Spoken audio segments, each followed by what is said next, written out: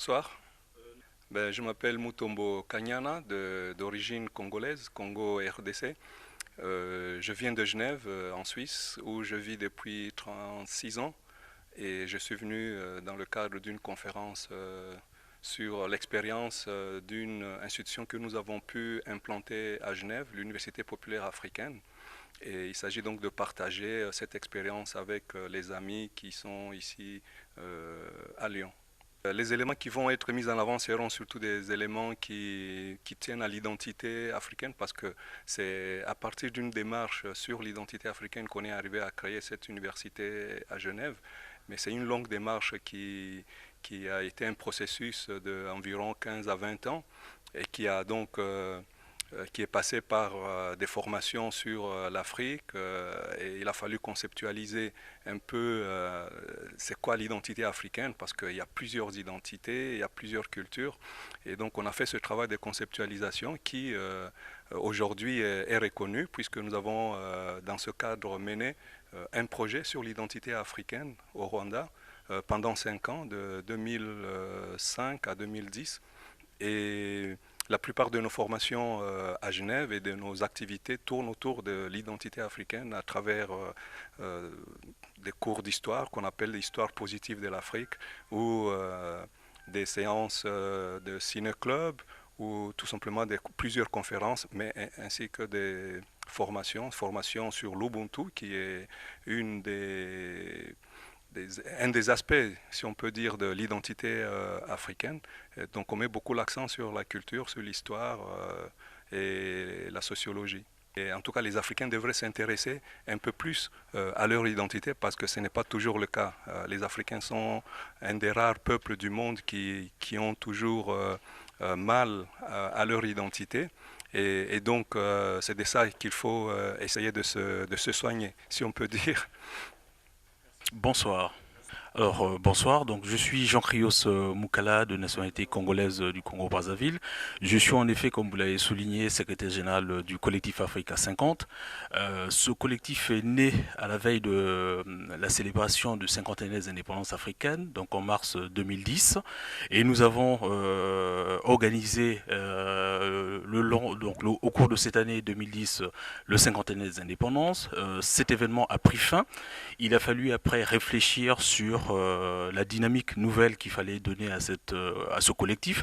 Et donc, il y a eu à cela une modification des statuts du collectif Africa 50. Donc aujourd'hui, nous sommes dans le cadre d'une conférence qui, en effet, s'inscrit dans les nouvelles perspectives que nous voulons donner à notre collectif Africa 50. C'est-à-dire que nous sommes en train de mener une réflexion pour l'érection d'une maison de l'Afrique et des cultures noires ici à Lyon. Et donc, la conférence à laquelle nous allons assister tout à l'heure a pour but justement de partager une expérience qui a été menée à Genève où des Africains ont réussi à mettre sous place une structure qui est une université populaire pour la promotion de la culture africaine.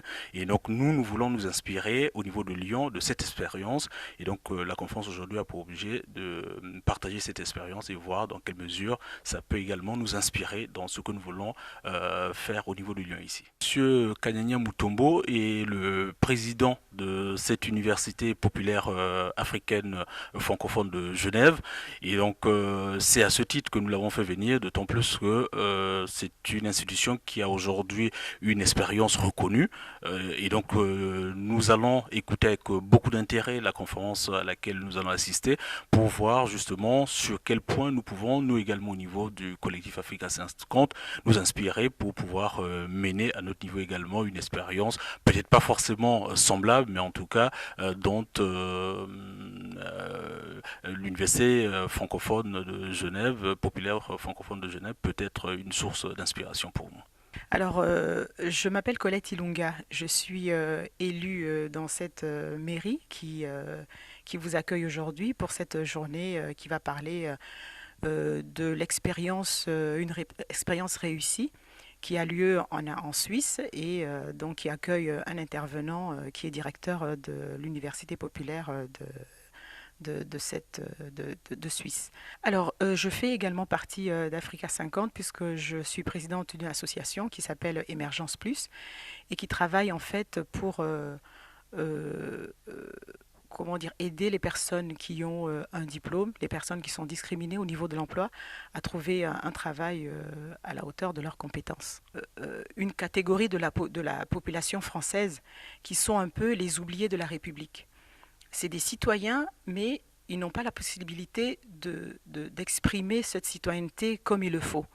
Et Africa 50 est en train de mener cette réflexion-là pour essayer d'abord de créer cette plateforme de mobilisation de cette catégorie de la population française qui sont les Noirs de France et de voir comment cette mobilisation peut mener à des meilleures conditions de vie de cette catégorie de la population française.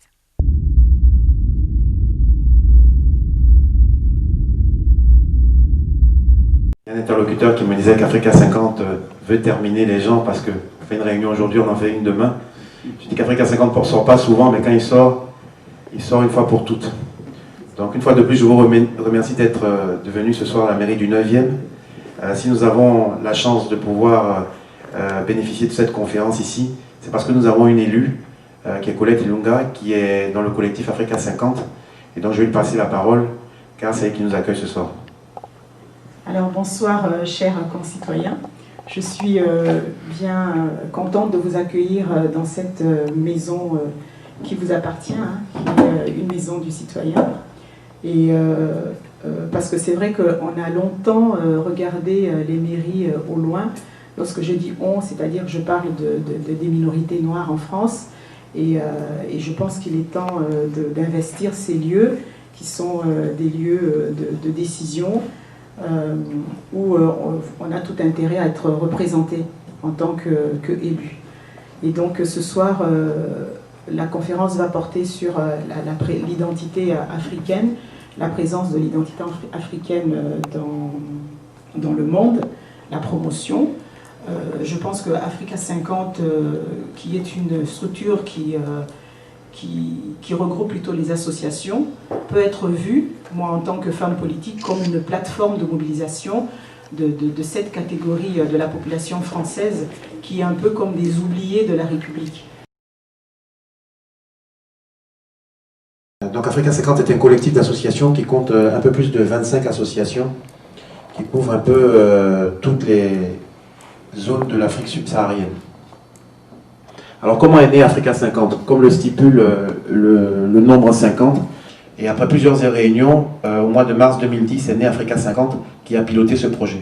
Donc durant tout le mois de juin 2010, le collectif Africa 50 a organisé des manifestations avec un colloque à l'Institut d'études politiques qui a permis de faire le bilan post-indépendance et de parler de l'Afrique de demain.